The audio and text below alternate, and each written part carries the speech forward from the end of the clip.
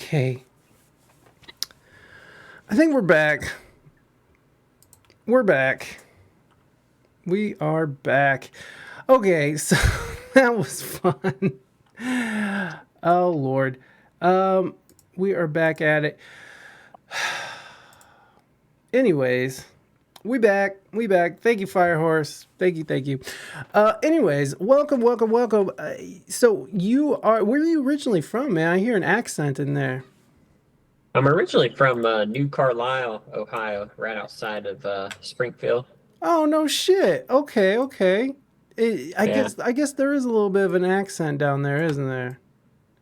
yeah, it gets pretty thick out in the country. Hell yeah. Is that where you're from? You're from the country, Ohio. I'm in Toledo. Yeah, Yeah. It's in yeah, that's where I grew up, and then I went to school at Ohio State, and then came up to Chicago 2012, now, and then is that Ohio State in Columbus or in Miami? oh, Columbus. Columbus. Nice. Buckeye. So you're a Buckeye. Yeah, Hell yeah. yeah. I don't pay attention to sports. Are you a sports guy? Less and less. Uh, Listen. yeah, So what? I still watch the Buckeyes and the Cincinnati Bengals now that Oh, they're okay. finally good after our entire lives they sucked. So I feel like these last couple years I've been like healing from the trauma of like being too attached to the Bengals when I was younger and just getting destroyed week after week. It is, it is traumatizing if you have have a losing team, and that's just it's just how it goes. What is making you sort of retreat from Chicago and sort of finding somewhere else or going? I know you said you got a job, but were you looking to get out of Chicago before you got your job? Yeah, I was actually at one point thinking about getting a travel trailer and cruising the entire country, um, mainly to public speak about regenerative farming and to rap and yeah, I found this gig. It's Thousand Hills lifetime grazed 100% grass fed beef, a leader in regenerative farming, which is a lot of the volunteering I've been doing the last 4 years. So it just feels good to finally do that full time. Now, is this something that you invested in, or are you just going to be working? Um, I am yeah, inside sales renegade is the official title, but it's just kind of a startup vibe. I'm like the 19th employee, so I'll be doing a bunch of different stuff, some project management, helping out at the farm, which I'm really pumped for, and then getting some really good meat and eggs and honey in return. Now, when you're talking about regenerative farming in your specific field, what are you talking about? It's all about building healthy soil. A diverse farm, not a monoculture with one crop on 10,000 acres. But having if you ever seen The Biggest Little Farm is a good movie that shows how the entire farm works together. Like there's a scene where slugs are attacking the fruit orchard on their farm, and then they bring in the ducks, and the Hmm. ducks come in and just start slurping up all the little slugs. And um, so just having a diverse farm where everything works together to build up the ecosystem and encourage biodiversity on the Hmm. farm. And in the process, you're sequestering carbon and reversing climate change. But for animals, for instance, it's also really healthy meat that helps balance the omega 6 to omega 3 ratio in those meats. And why do you need a balance of omega 6 and omega 3? Well, it's just back to wild game, back to the natural way that the animal would eat, grazing their entire life from when they're born till they die, grass, not only grass fed but grass finished. And Hmm. so we have them in confined feedlots, feeding them all kinds of GMO junk. But the big thing is the 100% grass fed label. There's a huge loophole where you can still feed them these dry distillery grains where they put GMO corn into an ethanol plant, and then this pops out these nasty dry distillery grains. There's a loophole where you can feed that to the cows and still put the grass-fed label on there. So that's why regenerative meat, is so important. So you're saying that these companies will use a loophole and say it's grass fed, but it's really not, or the loophole. Okay. So it's a bad thing then. It's not a good thing because it's not actually a cow eating grass, grazing, free ranged, and doing their thing. They're just Yeah. sort of. They're just sort of like you said, there's a loophole. And they're separating certain materials out of the GMO grain and feeding that to them, and they're calling and the FDA allows that to be called grass fed. Yeah. And another huge aspect of the regenerative farming with animals is holistically grazing the animals. And say you have them in one area of a paddock, and then you have a fence, and you'll leave them there for a couple days. You don't want them to overgraze because they'll rip out the roots, and then you got a bunch of mud. Like you see some mom and pop ranches, there just be grass ripped out and a bunch of mud everywhere. You want to allow that grass to grow up, and then the roots grow deeper, sequesters more carbon, and all that carbon feeds all the microorganisms, and they in exchange send a bunch more nutrients to the grass. And then you let that grow back up while you move the fence over, put the cows over on this side, so you're constantly managing them. So it's a lot more work, but it's the way to really build healthy soil. That's awesome. So why is it so harmful, and maybe it's not, to just do like monoculture where you're just growing corn on the same plot of land over and over and over again? What's negative about that, if there is negative aspects of it? Yeah, it's kind of like we don't eat corn 24/7. We have a diverse amount of nutrients and microbiome coming from the different animals and plants that we eat that feeds our gut microbiome. So, we're deteriorating the soil microbiome, and that translates to us, deteriorating our gut microbiome. And everybody, these days have had gut problems at some point. And another big aspect is they just spray a bunch of glyphosate, which is actually classified as an antibiotic by our government, and a bunch of other pesticides. The newest GMO you can spray on this GMO soybean that they developed, you can spray 5 different pesticides on it. And so it's just this soup of toxic chemicals that we're spraying on these fields. And you look at all restaurants pretty much use soybean oil, this GMO soybean oil that, is also really high in omega-6 and low in omega-3. So we're getting inundated with the high omega-6 through meats and all the oils, and that's causing inflammation is what that does. And so the monoculture, it's too much chemicals, too much machines. We're digging down deep and over tilling and over plowing and breaking up all those mycorrhizal fungi, the mycelium that are the connection that sends the nutrients, back and forth through, underground, that little internet web in the earth constantly gets broken up if we're over plowing. So another aspect is doing a no-till or using minimal tillage to help allow a natural state to form. Yeah, that's wild. The interesting thing about it too is, this is one of the, when you talk about people who are vegan, and we have a vegan in our chat actually right now. God bless her soul. When you think about like these monocultures and the machinery that works the land and stuff, it's not like you're eating murder-free vegetables, because when these things are being tilled, you're killing ground squirrels, deer, all these different animals sort of get ground up into the machinery. So it is a dangerous not dangerous, but it is sort of a farce, I suppose, to think that it's you're not hurting any animals by just eating vegetables, because those vegetables, the way that they are obtained, is murdering lots of insects, animals, and birds, all that kind of stuff. Yeah.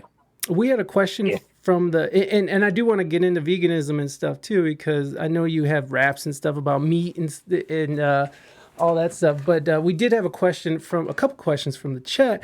Do you work with specific types of cattle breed, and what are they?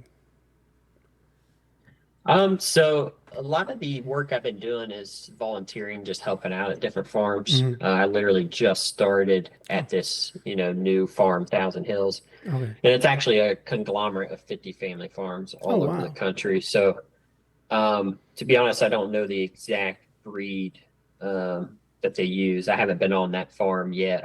When I move up there, July 29th, I'll start working with those animals and learn more about that. Okay. And then what's your thoughts on burning pastures from natives? I was actually just up in Minnesota. We had a couple trade shows in. Um, one of my coworkers took me out to some of his friends out in rural Minnesota, and it was these 20-year conservationists that had huge plots of land and actually did controlled burnings Hmm. to help clear out some of the dead trees and plants, and then that facilitates more production and the native plants to come in, and then also planting like oak trees, for instance, and really trying to foster that biodiversity and the more of the native natural environment. Yeah, I know like in Australia, they do a lot of controlled burns because it's actually how some of their plants are able to grow, is you have to burn them somehow. It does some weird shit. But I was talking to an Australian guest, and he was talking about how they do pasture burns on his property, on his ranch, to actually allow certain plants to breed. And Naders agrees with you, by the way. And he also wants to know where you get one of those "Make America Graze Again" shirts. Yeah, you can get on my website, regenryan.com. Okay, Uh, let me hold on. And then if you guys want to link up with Ryan, that's Robbie. Oh, oops. Hold on, guys. Give me a second. I got all the things. I got all the things. I got all the things. Oh, what happened? yeah, I got a few others on there. Don't Hate, Regenerate. It's the name of one of my songs. Don't Uh, hate, regenerate. I'm gonna put and I Like It Raw. That's always a fan favorite when I do it live. "Baby, I Like It Raw." Yes, I know that's not what you're doing, but you are a fan of hip hop, I take it. Yeah, yeah. So, I mean, I was big into Ja Rule, Eminem, 50 Ja Rule, Cent. dude, Ja Yeah, Rule, hell Ja yeah. Rule. Yeah, dude, I was into all that stuff growing up, and even some old school like Wu-Tang and Dr. Dre. I remember rolling around smoking blunts to Dr. Dre back in high school. There you guys go. So if you guys are interested in checking out his shirt collections, I did just drop the links in the chat. And if you're listening on the audio end, please make sure you go into the show notes and make sure you're clicking on these links and supporting our guest, Regen Ryan. And regenryan.com is where you can get shirts and such. So go and click on those links, guys. Go through. I was going to ask about something. I just forgot. Oh, yeah. They want to know about lab meat. What's your opinion on this lab meat that's sort of coming out? I know like New York has been cleared for it, and I think Los Angeles has been cleared for it. And surprise, surprise, Bill Gates is the one who's sort of ushering this in. What's your thoughts on this lab grown meat? Not eating it. Yeah. uh, yeah, I mean they're over there killing cattle in the Netherlands, and forcing farmers to kill their cattle Mm-hmm. in the name of climate change, Right. acting like the cows are, causing, more warming. When actually, if you look at the white oak pastures study, which I did on my YouTube, I have a PowerPoint presentation called "It's Not the Cow, It's the How," and I referenced that study. They showed that over the life cycle of the animal, you're actually sequestering, more carbon if you're properly managing the cattle and grazing them. And so it's just a matter of how you manage the cattle. They have them stuck in confined feedlots. They're pooping all over each other, and Mm-hmm. and that's when it gets a little crazy. But that is not the issue at all. Actually, the fastest way to regenerate the soil and sequester carbon and reverse climate change is using ruminants. Properly grazing them. I see. And so if you have a proper grazing, their farts are putting off so much emissions and creating the global warming. What you saying? So how would you? So how, because obviously there was a reason we started doing factory farming, and I'm not defending factory farming; it's disgusting. But we do have a lot of people, specifically in America, that need to eat, and we need access to it. Is this possible on a large scale? Because I mean, I know it's able to do on a smaller scale in a local setting, but is this something that we could possibly do on a big, on a huge setting like we do with factory Yeah, farming now? absolutely. Like right now, um, it's about 70% of the world is fed on by peasant farmers, which is like 2 acres or less. That's a stat. That's a nice And so name, peasant we're farmer. already Yeah, go we're ahead. I'm sorry. already feeding ourselves, through the small farmers. Now we do need more farmers. It'd be cool to see the young generation be excited about becoming a farmer. But yeah, that's if you look at the majority of the monocultured crops like the corn and soybeans, a lot of that is 30% going into the GMO feed that they feed the confined animals that we don't want to eat anyways. Another 30% going to ethanol. They're sticking in our fuel. And the other 30% is going in a bunch of processed food that we don't want to eat anyways. So the majority of those huge farm fields that are destroying the land, we're not really eating directly. Hmm. It's going to all this other processed stuff. So um, yeah, I firmly believe we can continue to feed each other without the factory farms. Yeah, I mean, it just seems like we would just need more. I don't know. Does it require more land? Is that a big part of why we don't do it?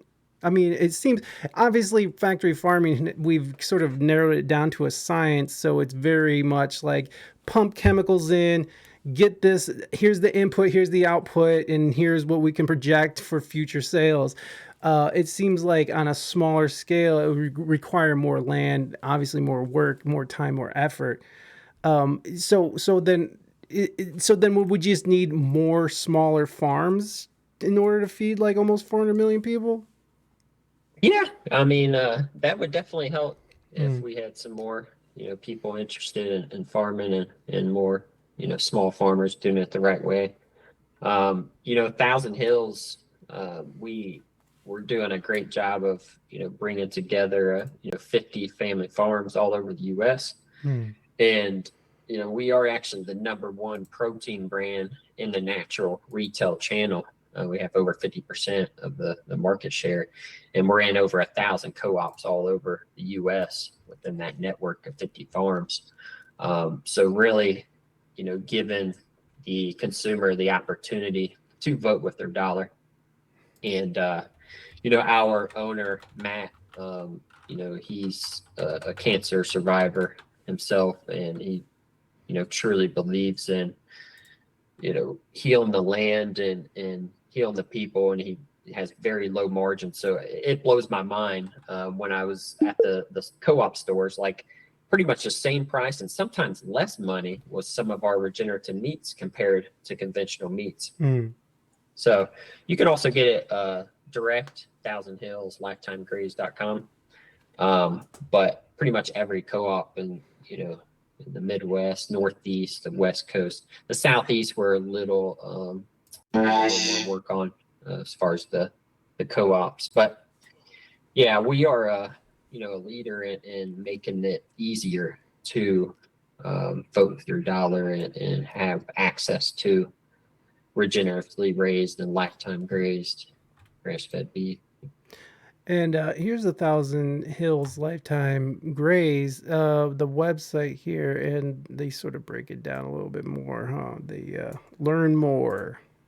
Yeah, there's a lot of good information in there. Um, it, do you think that there's a little bit, because you mentioned the Netherlands and how they're forcing people to kill their cattle off in the name of global warming? Do you think that global warming do you think it's being used in a way politically, and that it's maybe a little overdone? Or do you think we are at sort of this crisis point in our existence as humans on Earth? That's a weird way to word that. I think both of those are true. Yeah. Okay.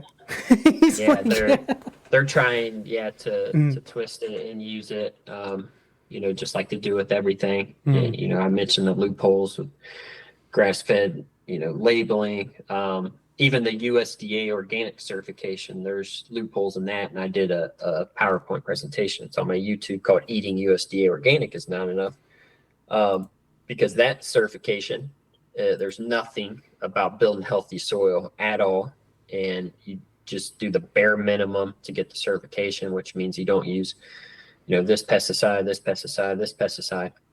And, there's organic pesticides that are approved, and we used rotenone, which is an organic pesticide, all the way up till 2019, until we finally stopped using it because it caused Parkinson's Oh disease, Jesus! and they knew that, before 2019. Are you serious? Um, That seems. Isn't that? Doesn't that? It's funny that that's not a huge surprise that you have this kind of corruption, because that's corruption. I mean, would you agree with? exactly. Yeah, And we've seen so much corruption in the last few years. absolutely. And the thing with that is, you go to Whole Foods, and pretty much 90% of the organic produce in there are coming from these huge industrial organic farms that are using a monoculture, thousands of acres, one crop. The soil's not healthy, which means the nutrient level is pretty much the same as the conventional. They're just not using these specific pesticides on the list, but they might be using these other organic pesticides, Brought to such you as by rotenone, Pfizer. that Fuck could be you. just as bad. Pay me. Naders, thank you for that, and thank you, Pfizer, for bringing us our drugs, our politicians, our news media, and the way to think correctly. Okay. Anyways, thank you, Naders. That's good. That's Uh, good.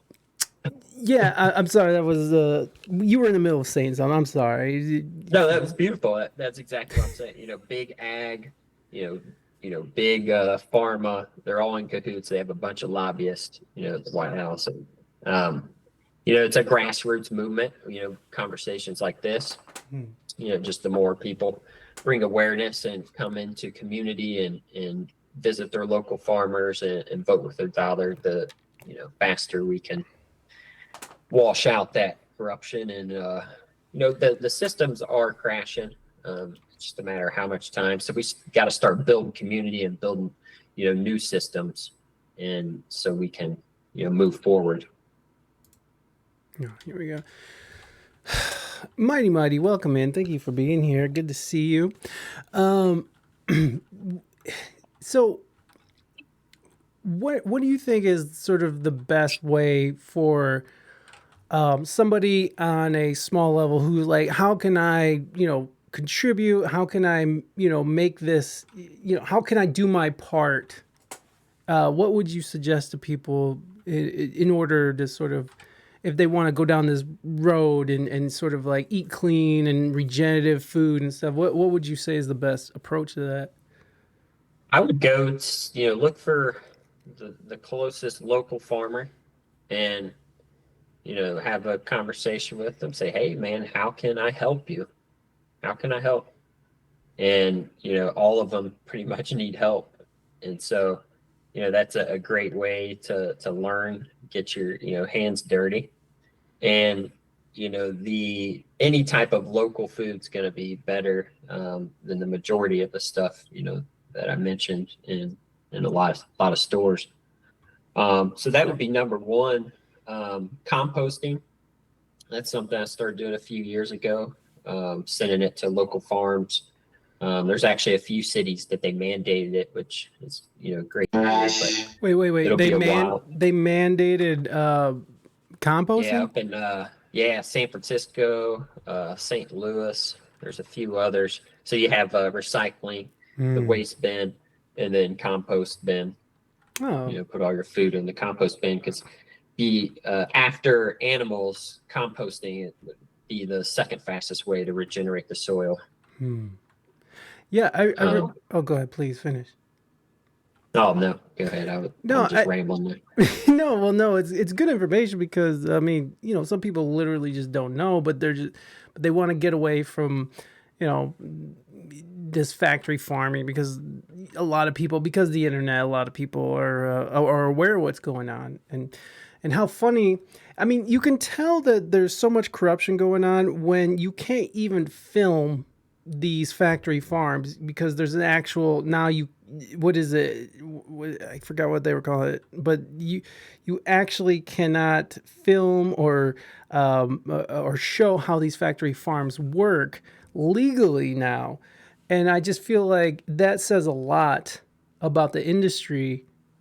If you can't even Yeah, see how the donuts are made, then it's obviously it's something weird going on there. It's not like they're not trying to yeah. protect intellectual property, right? They're trying to protect their asses because they know what they're doing is disgusting. I mean, cesspools, bro.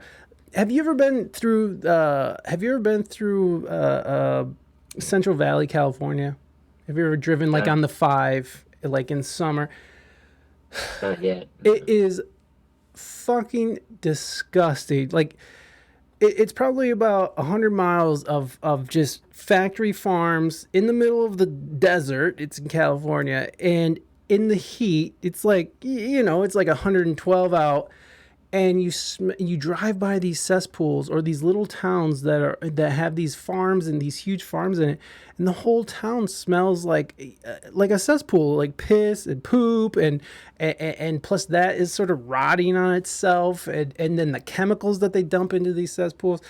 It's really off-putting, man, like how disgusting these places are. How does regenerative farming sort of prevent cesspools and stuff like that, and that kind of pollution? Well, yeah, a lot of that is just because they're all bunched together Yeah. in the confinement feedlots. So just letting them breathe and graze and managing them, constantly rotating them, and they're just free and got sunshine and fresh air. Like all of us are supposed to have. You mentioned the kind of the censorship of not allowing us to even go in there. I mean, we saw the insane mass censorship the last few years, Hmm. with COVID and everything else, and it's been going on a lot more than before COVID, with all sorts of different health and wellness items. So it's yeah, it's just all about building community, sharing this information, you know, bringing more awareness. And so my nonprofit, the One Living System, we had our first big event down in Virginia, January 22nd. Oh, cool. It was a big public speaking event. Me and my friend Derek were the co-host. Then we brought in a few farmers, a composting company, a recycling company, a couple health food stores, and a diversity expert, Dr. Edwin Nichols. And it was supposed to be 3 hours. We ended up going 4 hours, but allowing all of them to speak and share their resources with the community. And then I interjected with some spoken word and some raps to spice it up, in the event. And it was just so cool to see all the connections, being made within the community down there. That was in Loudoun County in Purcellville, Virginia, down where Derek lives. Did But you say Loudoun I'm County? Loudoun County. Yeah. Yeah. Is that where all that like the parents were getting beat up and stuff for speaking out at the schools? Like I don't know.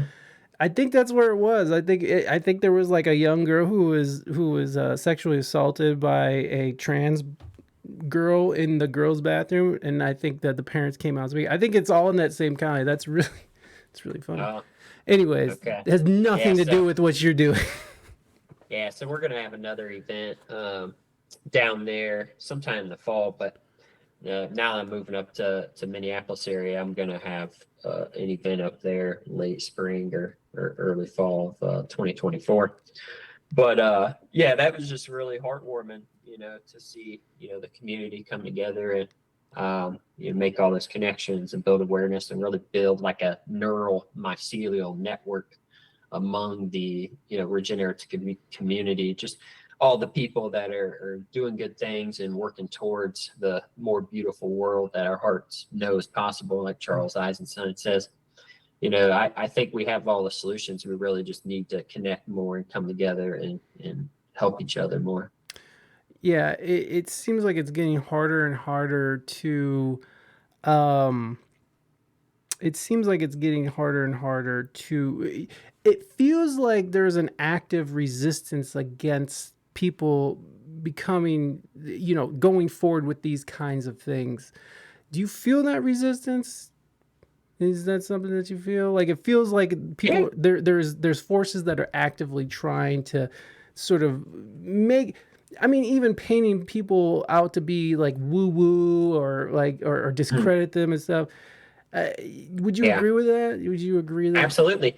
I mean, you're seeing it with RFK Jr. His presidential campaign. Yeah. They're censoring, all his interviews. Right, right. Was it They're trying to ABC, label. CBS or something? CBS. They wouldn't even show his full interview because it's misinformation and we're not going to spread it. And it's, And yeah, the guy's, got all the science to back up all his claims. And, they try to label him as anti-vax to, shun him. But, he doesn't even say he's anti-vax. He just wants the vaccines to be treated the same way as other pharmaceuticals, a double-blind, placebo-controlled trial, yeah, which they do not do with any of the vaccines.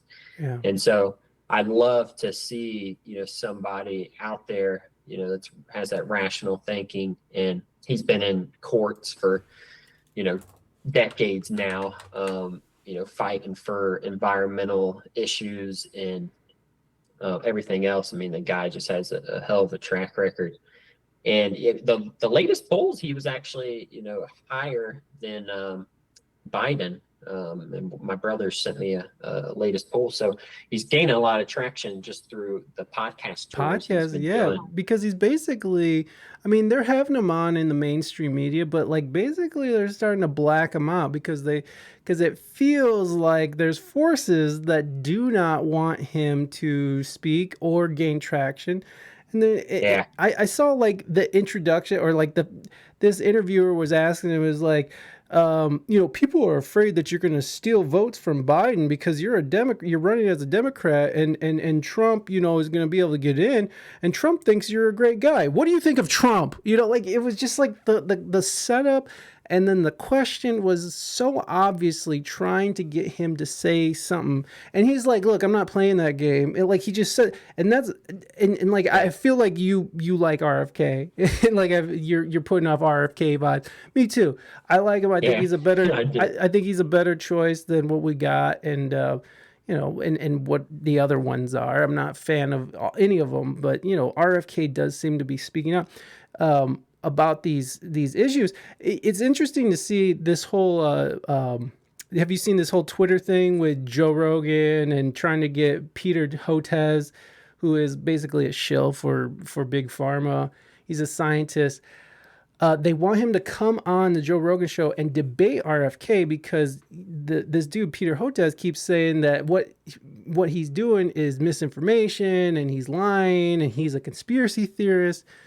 and Yeah. they've gotten up to like $2.6 million to donate to charity for him to come on JRE and have a debate with RFK, who, by the way, is not a scientist or a doctor, but he is very well educated, and he's very, he's done a lot of research. He works with very smart people. It's not like he just was like, read some blog, right? He didn't just Google like vaccines and then cited some blog. He actually has like, have you read the book? Have you read his book? What's that called? Oh, The Real The Anthony Fauci. real Anthony Yeah. Fauci. I read a little bit of it. Um, it's hard to read. It's there's so much corruption, and he has so many references, and so much good facts to back it up that yeah, it's hard to get through. So I haven't gotten too far yet. Yeah. It's a constant balance of you don't want to focus too much on all of the negativity, and you got to move forward and try to create the new earth that we're all working towards. Yeah, I agree. I agree. You can't just like, stay in this negative space, but I definitely think it's important for people to educate themselves in that, in what's going on. Hmm. The wild thing is like how much that you when you were saying earlier how they don't really test, they don't do proper testing for these vaccines, and if that much corruption can be done on our food side of things, then what makes people think that that kind of corruption can't occur on our pharmaceutical side? And especially when you're talking about the pharmaceutical industry has had to pay, what was it, Pfizer had to pay the biggest fine in history because of some medication that they put out that was killing people. You have Yeah, Vioxx, which was a heart medication that was causing heart attacks and stuff. So yeah, it's interesting to see people sort of fall in line and trust these big corporations, and trust that they have our best at heart when they have done nothing but prove over and over again that they don't. Not to say that pharmaceutical companies don't create drugs that work. I'm medicated right now. Like I take a SSRI and stuff, and it works great. And I'm very thankful for it because it got my fucking craziness under control a little bit. But they also have that corporate capitalistic mentality of eternal growth, and they have to constantly making money, and it seems by any means necessary. yeah, absolutely. And the way RFK even got into that conversation, he told it on a podcast recently. These moms just kept coming up to him and demanding that he looks deeper into the vaccine program, because they over and over their kids were the day after just totally shutting down, becoming autistic and having all sorts of neurological issues. And it just became overwhelming because these moms kept coming to him and coming to him. And so then he sat down and started looking through the science, and he's like, man, there's something to this. So um yeah, there should be a lot more strict testing to be done, is his main campaign. And he's not saying that we're totally against all of them. He just wants them to be treated the same. Right, and I think that's where that's where intentionally it seems that people are sort of stepping in his way and putting up blockers because they're just, all they do is they sort of put on this label, right? It's like he's an anti-vaxxer, conspiracy theorist, racist, homophobe, whatever it is, whatever the title is they put. It's like you can tell who they don't want you to listen to by the labels that they assign to people, right? It's like right-wing extremists, RFK Jr., like it's, it's very obvious. It's like when there's somebody who's saying something that a certain group of people don't like, or the powers that be, I should say, because certain group of people could be anybody, but the powers that sort of run our everyday life are not into it when they're sort of labeling and being told. And we know that our government is in direct connection with these media corporations, especially with the Twitter files when they came out, and they showed that the FBI has a direct line to Twitter. They have a direct line to these news media companies too. I mean, it's very obvious when you see people just repeating the same shit over and over. It was like when Joe Rogan was eating horse paste, right? Like they kept saying horse paste, horse paste, horse paste, or farm medicine, and they're talking about ivermectin. And it's like the fucking thing is like one of the greatest drugs ever developed. And, the inventor got a Nobel Peace Prize, I believe. And like it's very obvious when they don't like what someone is saying and it's going against a certain narrative. Mm-hmm. And it's very frustrating. And you see it, like you get censored from these platforms. I mean, I've been censored on YouTube and Facebook and TikTok, Instagram, all those things for just saying certain things that goes against a certain narrative. And that just seems so un-American. You know what I mean? Yeah, I've been censored as well. I was doing some speeches through Toastmasters and posting those on YouTube, and I was sending out one last hope. Was it 20 January 2022? I did one about my biggest failure in my life. I'd gotten in a car wreck, and I was drinking and smoking, and I had a 5-year relationship that ended. I got in this crazy car wreck, almost died. And, I was talking about how all of the great things I've done now, and I was able to use that failure, as a catalyst for growth and change. And, the big, message I was saying at the very end of that speech was like, this is our collective failure. We've gone too far, and we definitely can't be injecting kids with the experimental vaccine. And there was 15,000 scientists and doctors that all signed this agreement, making a declaration to not jab children. And then they went on to mandate it in some California places and other liberal places. So, yeah, there's been a lot, but at the same time, all of this, darkness and whatnot, to me, it's brought out more and more light from me and forced me to evolve. And I've seen, people around me to get their shit together. We gotta, evolve a little faster. So I don't know. I feel in a way that it was all needed to speed up the evolution of humanity. Yeah, for better or for worse, either way. Yeah.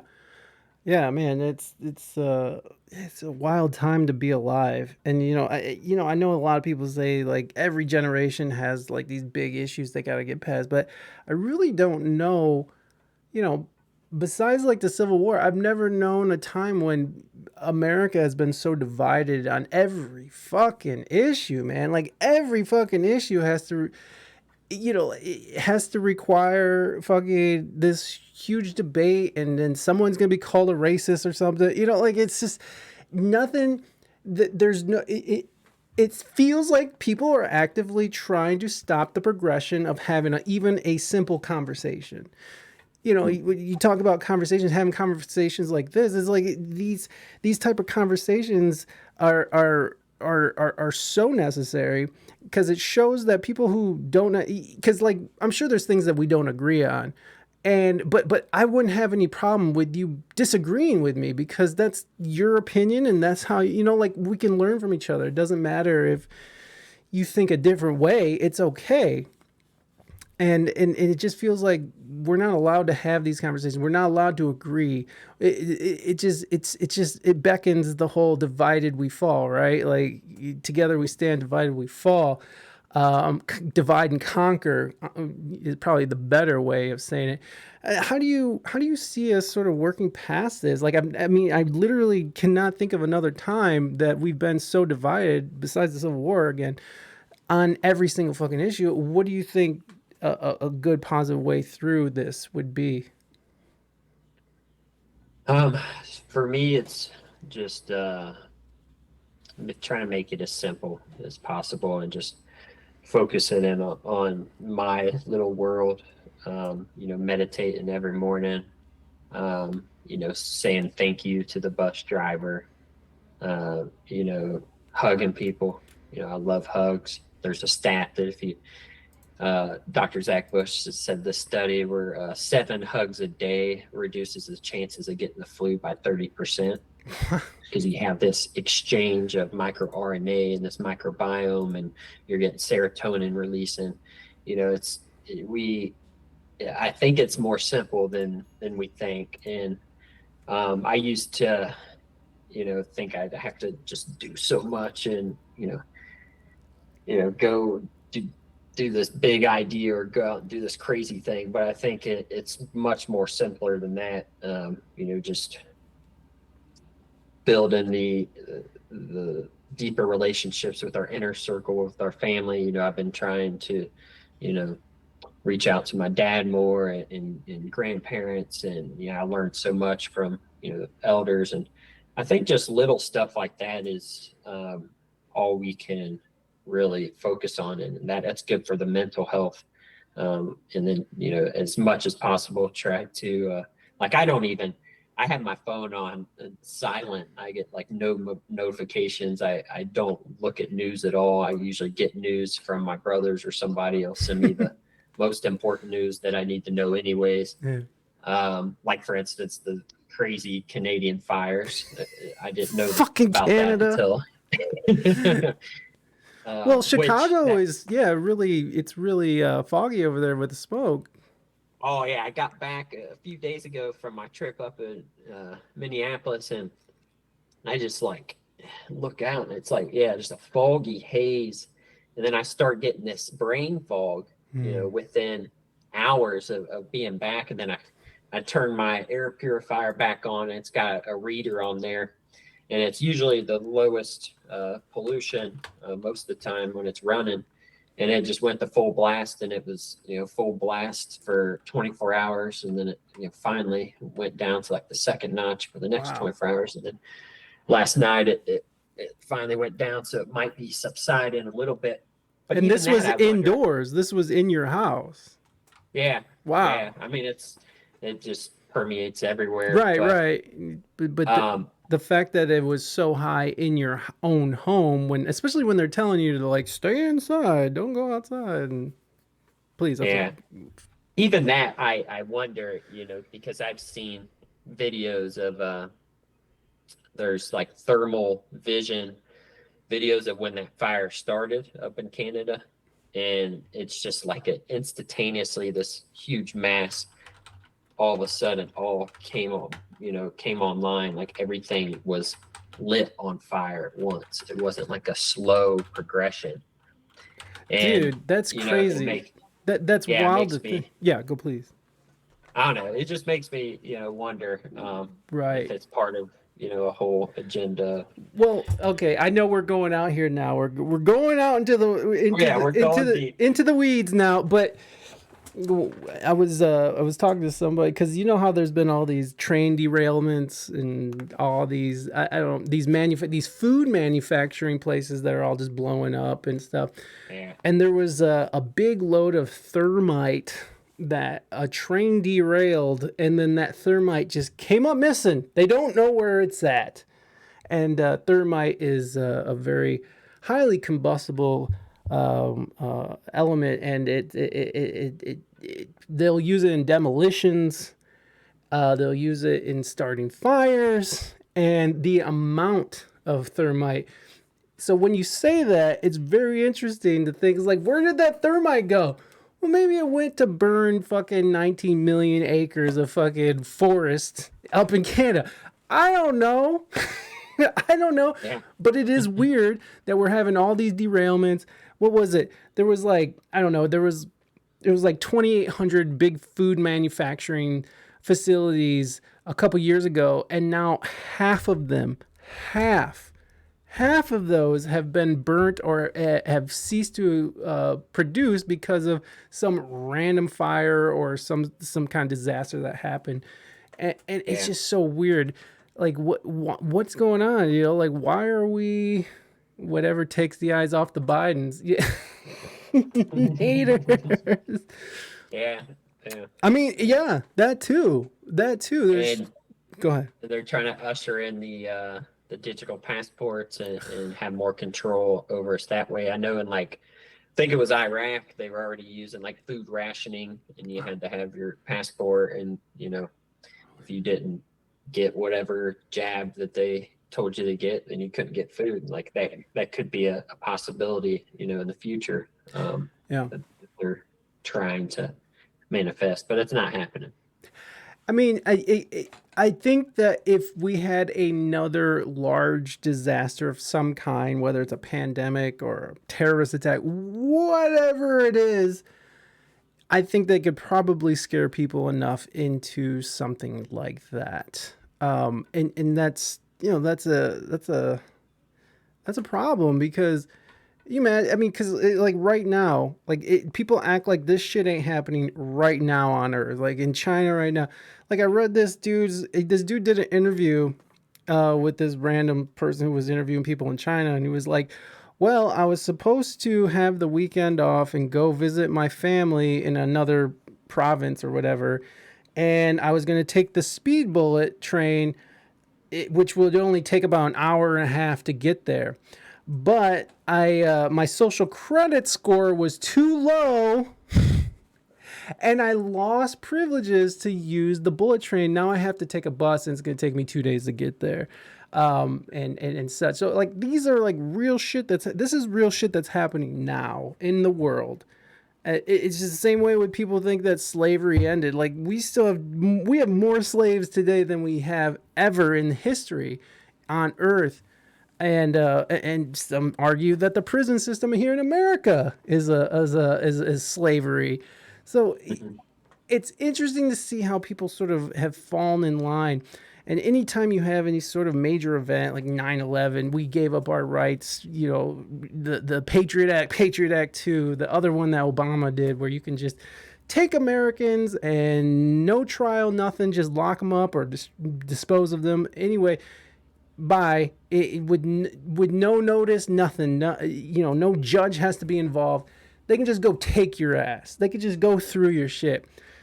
And because we were so scared to sort of, and we were scared, and big daddy government was like, hey, this is what we're gonna do. And then the pandemic came, and now all this censorship. Now they're saying misinformation. We are quickly heading towards a dystopian future that is so just the opposite of what American ideals are. It is truly scary, and Yeah. I don't know what we're gonna do. I mean, I just keep talking shit on the internet, I guess, but Well, I'll did you see my new music video, Fuck the 5G? yeah, I actually wanted to bring that up. It already happened. Yeah. People lost their jobs because of the jab. How do you feed your family? Yeah, exactly. That shit went down. Yeah, and it's on Rumble too, which I have to say I love that it's on Rumble. Should we watch it? Should we watch the video, and then we could talk about it? Sure. He says, "Sure, why not?" But yeah, I mean that's there's a book, Geoengineered Transhumanism, that I was reading, and there a lot of the electromagnetic radiations, really bad for us in 5G and also Wi-Fi and our cell phones and everything else. But I really, made that song to bring to light the solution of biogeometry, which is founded in 1968, Hmm. the world's first regional EMF solution to help harmonize that energy and bring balance, to our systems. And, for instance, I got like this ring on that has these different subtle energy patterns of the organs in my body. Okay. And when my organs get out of balance, they will resonate with those subtle energy patterns and help harmonize. And so it's pretty fascinating. I've been training the last year, and then looking to become a practitioner next year. And I'm going to focus more, I think, on farmers and helping, because you can remove the need for antibiotics in chickens using all sorts of different colors and shapes and proportions, and there's all sorts of different tools. But in that video I just made too, I have the Hemberg emitter, which Dr. Green did an entire documentary in this town of Hemberg, Switzerland, where they put up a cell tower and people started getting headaches and getting sick, and the cows were getting sick too. And they tried everything. They're like, all right, we'll bring this crazy guy with this sacred geometry. But Ibrahim Karim came in, installed all these shapes, was able to harmonize that entire town. People started getting better. The cows started getting better. So, it's not a placebo effect.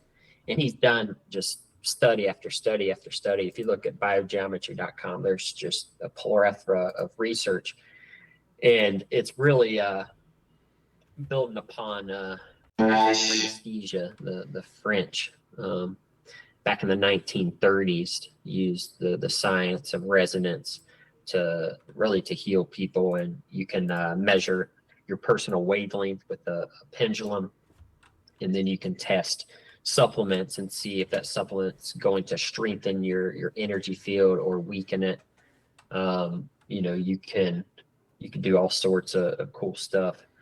And so, yeah, it's just like it's endless possibilities there. And, it gives me a lot of hope, because that Hemberg emitter I have in that music video, when you point it at the right angle at those towers, it'll actually transmute the negative energy and then send out positive energy from the tower. So if we had enough people to learn this sacred science and all around the world, transmuting all the towers, then we just have this healing energy, and take their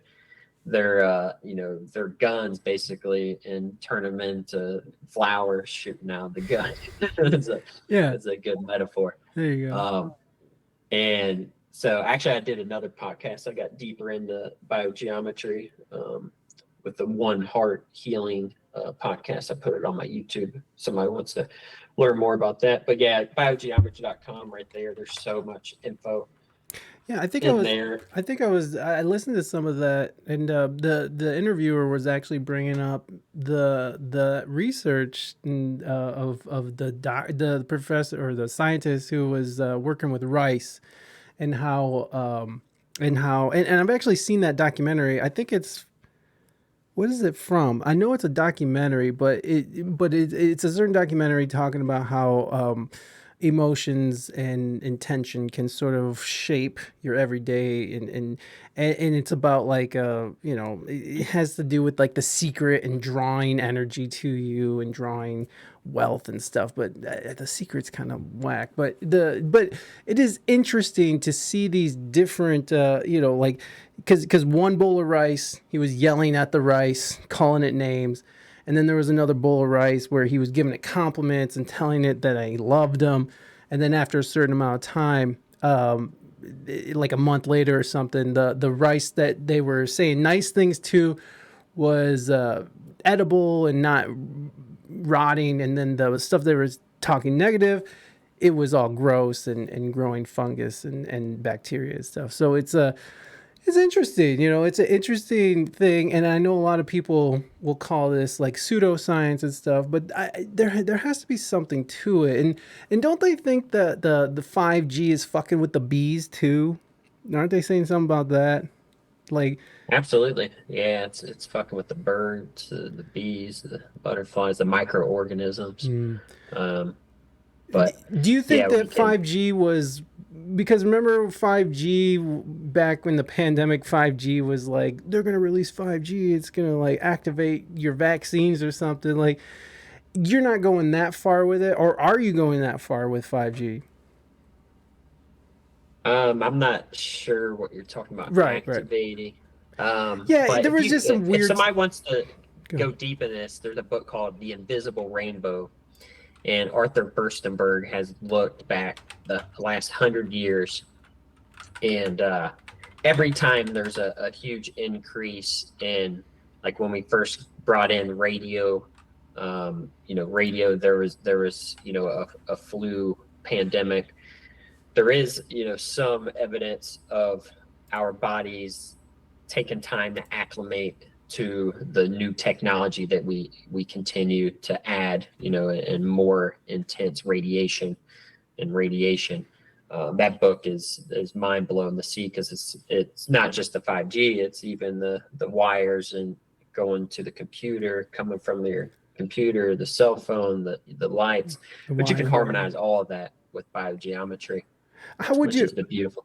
So, like, let's say that you wanted to harmonize your house, and but you're very electronic involved. So you have the Wi-Fi, you have your 5G, you have your computers, you have the lights, the fluorescent lighting, and all that stuff. How could one sort of try to make that, adjust the resonance in one's living quarters? Yeah, so there's all sorts of different attachments Hmm. that you can put, like on let's say the big outlet power strip. You could put an attachment on there that has, specific sacred geometry that, as the energy comes in, it'll transmute it and turn it into a beneficial energy. And this can all be tested, which is, the amazing thing, through the physical radiesthesia.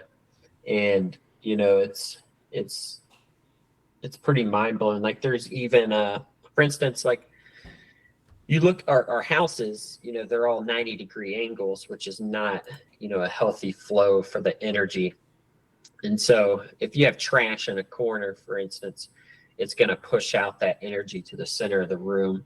So one thing is to leave corners open, or take a plant, Hmm. and you can put a plant in the corner of the room, and then that's going to send out good energy to the center of the room. That's something that anybody can do, right away. But even just taking the foundations training, you can learn how to use, really cheap stickers that have colors on them, Hmm.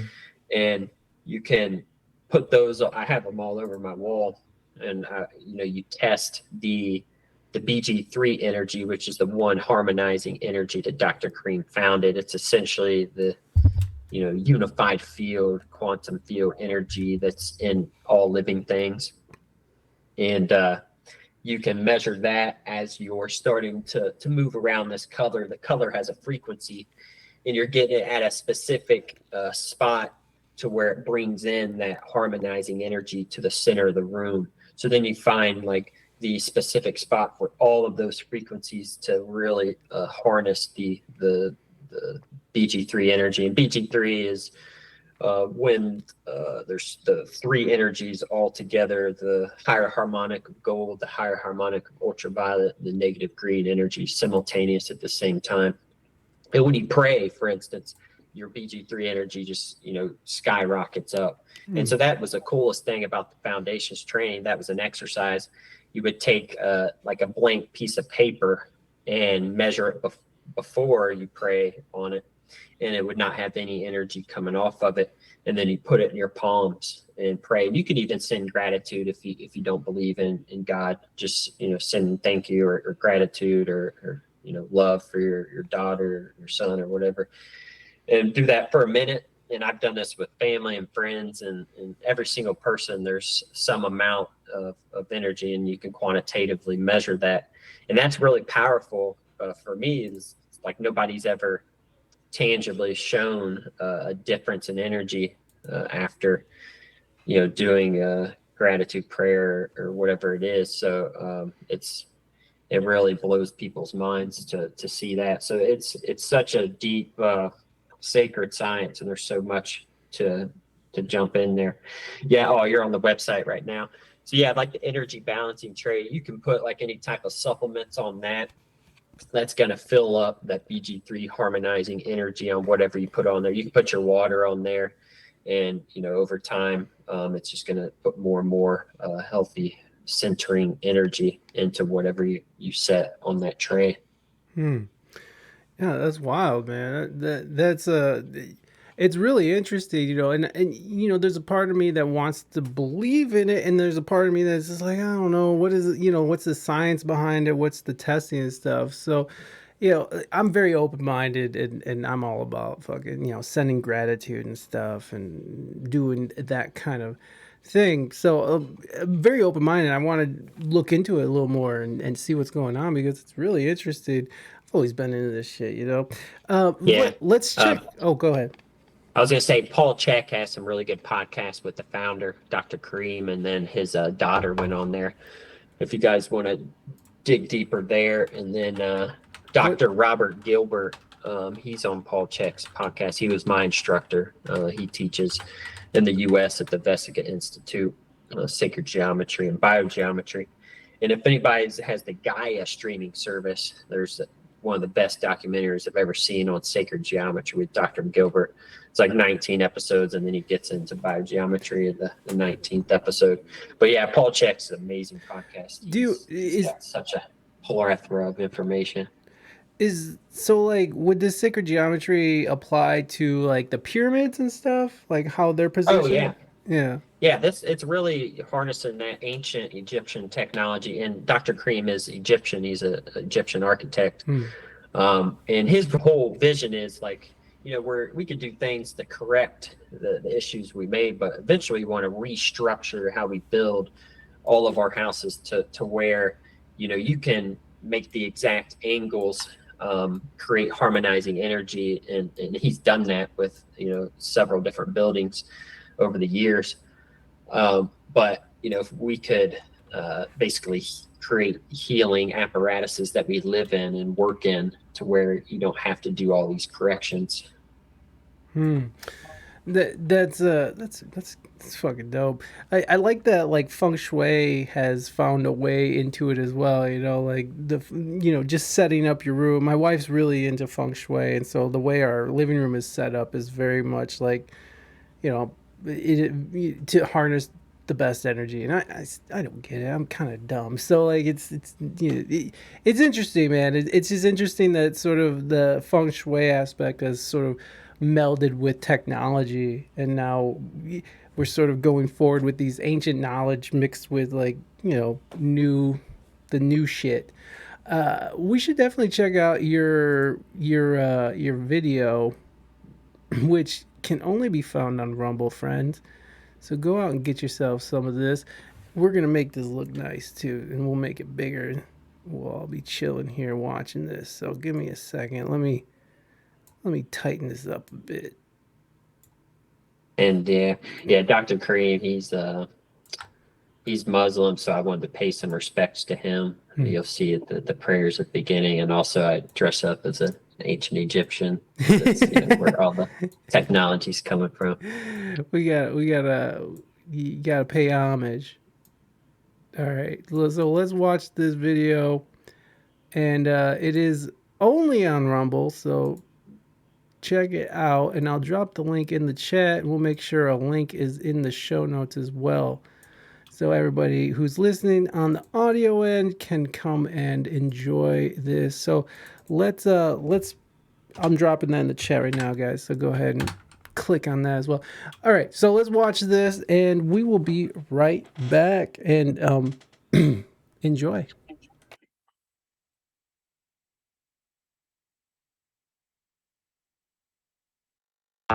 Bismillah, Allahu Akbar. Even though I walk through the valley of the shadow of death. Hold on, I'm going to share this with you so you can hear it too. Give me 1 second. We'll start this over. I don't think you can hear it, so. Boom. All right. Here we go. Starting over. Doing it again. Let's go. Bismillah, Allahu Akbar. Even though I walk through the valley of the shadow of death, I will fear no evil, for you are with me. And I'm the baddest motherfucker in the baddest motherfucker with the past, the blast. Got that traumatized mind, so I laugh so fast. I've been slaying my demons, I've been saying my prayers. I got all of my angels in that spiritual warfare. Geoengineered that transhumanism, graphene oxide polluting in our waters. Suicidal thoughts broadcasted to our brains. Here comes Big Brother with the Internet of Things. Fuck the 5G, we got biogeometry. Fuck the 5G, we got biogeometry. Fuck the 5G, we got biogeometry. Fuck the 5G, we got biogeometry, bitch.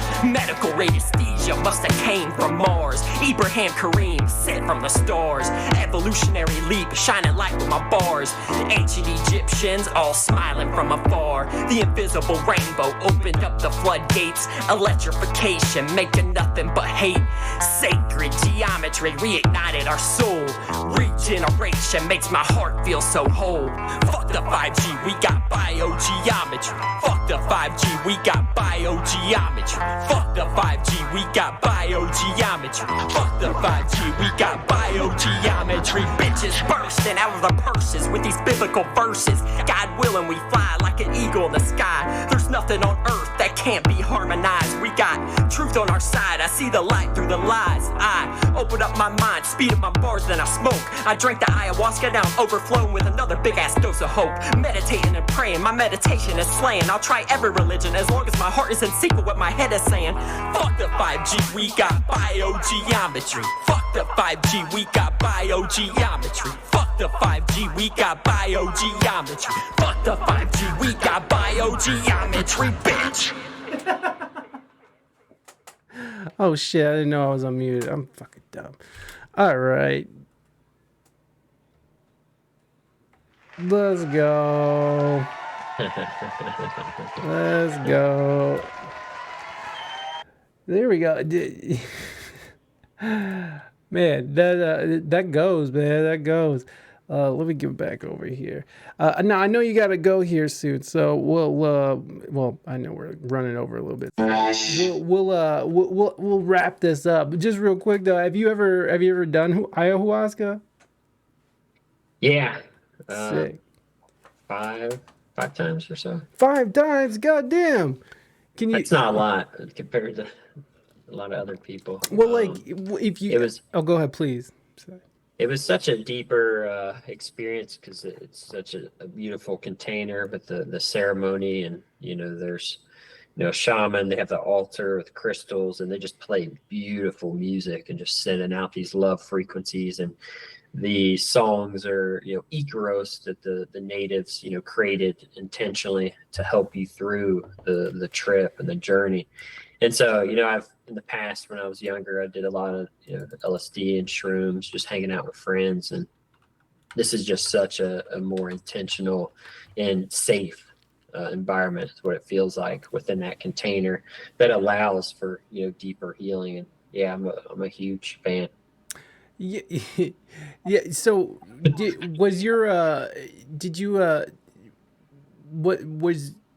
were you in like the jungle doing it, or were you in the city? Like, what was your setting? No, I haven't been to the jungle yet. I just in a yoga studio. Oh shit! In Chicago. Yeah. They brought the jungle to the yoga studio. Well, I mean that's like the trend now, right? Like I know when I was in Austin last time, someone offered a chance to do it, and then I know LA, I know they're doing it in Brooklyn. I think I had a chance to do it in Detroit. I just haven't taken the step. I feel like I wouldn't mind doing it here because the fucking jungle is crazy, man. Like I don't want some like panther like eating me while I'm high off my ass, Was your experience pretty positive? Was it a positive experience? Did you have negative things going on? What was your? I mean, there was it's just like any other psychedelic. There's definitely some extremely challenging trips within the 5 trips, but it's the difficulties are usually the times that you grow the most and have the most stuff that comes to light, your shadow, the parts of yourself that you don't really see, kind of get like a different perspective on your life and some of your shortcomings and stuff. You can come back from that experience and turn it over a new leaf and make improvements in your life. So I don't know, actually I used to rap back in high school, in college, and then I stopped because I got really sick. that's how I got into farming and everything, because I was, you know, really, really sick, and then I switched over. What happened, if you don't mind?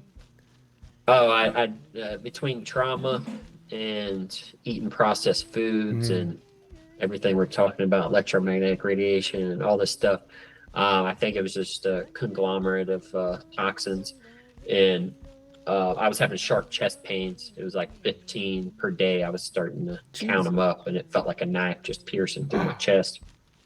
And I switched to a whole foods, plant-based diet, and within 2 weeks, it went down to 7 or 8 per day. And I was like, damn, this is doing something. And then after 3 months, it went down to 1 per day.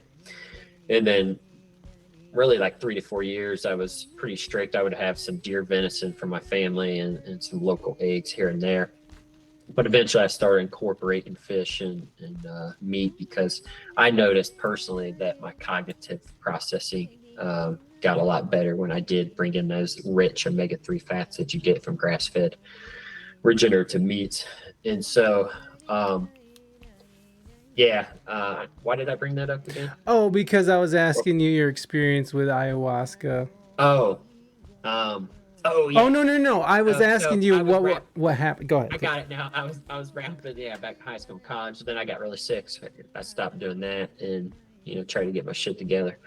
And then I did ayahuasca in late 2020, and that actually ignited the creativity again, and that's when I started rapping again. The first music video that I came out with was called Topsoil, and it was like a, you know, old school video. There was no editing at all. I just had an ex-girlfriend use it, or ex-wife actually. And one of my music videos I made about my divorce, it's called Divorce. That was one of my most popular songs, which I shine a lot of light on my own vulnerabilities and my own childhood trauma, and blame myself really. But I air out my grievances a little bit. But I just wanted to say that I attribute the opening up of the, you know, creative inspiration. It happened, you know, right after that first ayahuasca experience. So it also, you know, forced me to heal from, you know, a lot of traumas, and forced me to face those, you know, traumas and whatnot. So that was difficult, but it also, you know, turned on the creativity again, which was a lot of fun, and got a lot more into spirituality as well. And so yeah, I'm a huge fan of plant medicines if they're, you know, done in a safe environment and with, you know, a true shaman that's, you know, not trying to, you know, do any weird stuff. Crazy stuff. Yeah, because I've definitely heard. Go ahead, Billy. Sorry. No. Which this L90 that you can buy, it's only $24. Dr. Green talks about this on the Paul Chek podcast. It actually helps if there's an evil shaman, let's say, and you're going into the ceremony. They'll actually ask you to take it off, because it's preventing them, from doing a psychic sort of attack on your energy. So I don't go into any ceremony without this ever since I learned that on Paul Chek's podcast. So that's another good reason to get this. But this will also instigate some evolution, because it's very good for electromagnetic energy that comes in as well. But any type of negative entities or energies that you're carrying around will start to, you know, get angry as this, you know, protects you. So it's very powerful. By the way, if the you can't hear it, but the music in the background, people listening, this is the Icaros. This is the music that they play for these ceremonies using ayahuasca and stuff. So people listening and on stream here, that's what's going on in the background. Dude, Ryan, I've had a great conversation with you. I appreciate you coming on the show, and thank you for going a little late and such. But is there any what's the best piece of advice? This is our last question. What's the best piece of advice that you've ever gotten? Well, I've been meditating, you know, for the last 10 years, and I was about 5 years into my meditation practice, and I read a book called Cutting Through Spiritual Materialism, our ego starts to get all excited, like, oh, we're spiritual now, and your ego sort of attaches to this newfound spirituality. And so I started like asking, everybody I met, you meditate, and this magician comes back to me. I ask him if he meditates, and he looks at me. He's like, no. But every morning I say, this is going to be the best day of my life. And when I go to bed at night, I say, tomorrow's going to be the best day of my life. And so it was just cool to simplify it and break it down, like, that affirmation, like I've been using that ever since. It was like 5 or 6 years ago when he told me that. And this is going to be the best day of my life. And, whatever difficulties that come through, it feels like it's easier to push through those and just set that intention for the day. So the best piece of advice is set a good intention for your day. Yeah. That's beautiful. Man, Ryan, thank you so much for coming on the show. I appreciate you. Everybody, please put your hands together for today's guest, Regen Ryan. Ryan, I appreciate you. I'll talk to you soon, buddy. Peace. There goes Regen Ryan. There goes Regen Ryan. Oh yeah. There goes Regen Ryan. There goes Regen Ryan. There goes Regen Ryan.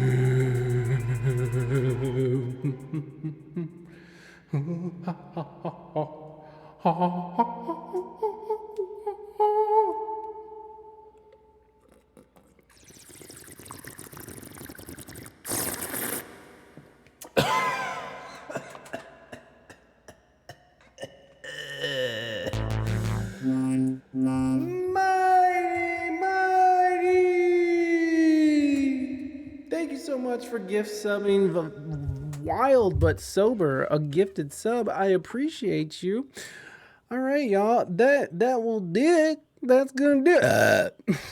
Shit. That's gonna do it. That's gonna do it. We will be back Monday. We will be back